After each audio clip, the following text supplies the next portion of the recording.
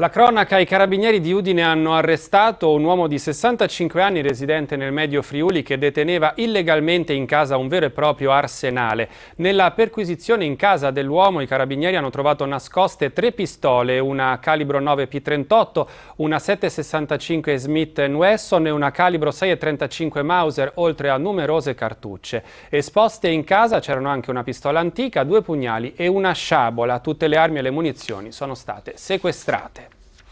Il vicepresidente della regione Bolsonello ha inaugurato questa mattina Orto Giardino 2016, che farà di Pordenone per 9 giorni la capitale italiana del verde. Ci colleghiamo allora con Tino Zava, che si trova tra i padiglioni. Vediamo.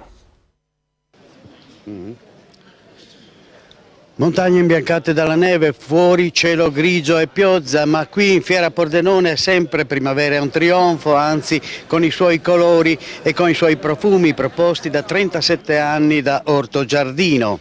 Una proposta per i visitatori del nord-est. Giova ricordare che sono attesi in 70.000 da qui al 13 marzo. Solo oggi, tanto per dire, sono previsti una cinquantina di pullman con 2.500 persone in gruppi organizzati. Molti, come sempre, gli arrivi da Slovenia, Croazia, Carinzia. Giardini, orti, vivai, splendidi allestimenti in 25.000 metri quadrati al coperto, 300 stand dove si trova tutto quello che serve per rinnovare terrazze e aree verdi, e poi bulbi, sementi, concimi, arredi per esterni per soddisfare ogni desiderio di shopping.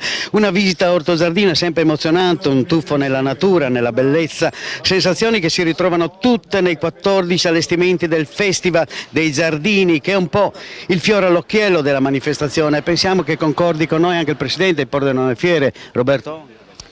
Il Festival dei Giardini è il modo per presentare la possibilità della bellezza di diventare a casa di ciascuno una realtà. Naturalmente ci sono dei giardini che in case magari normali sarà un po' difficile ricreare, però già la bellezza di vederli credo sia una gioia per gli occhi.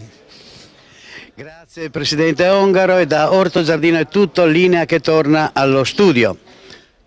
L'extravergine d'oliva torna a essere protagonista a Trieste grazie alla 10ª edizione di Olio Capitale, il salone degli oli extravergini tipici e di qualità, inaugurato questa mattina alla stazione marittima.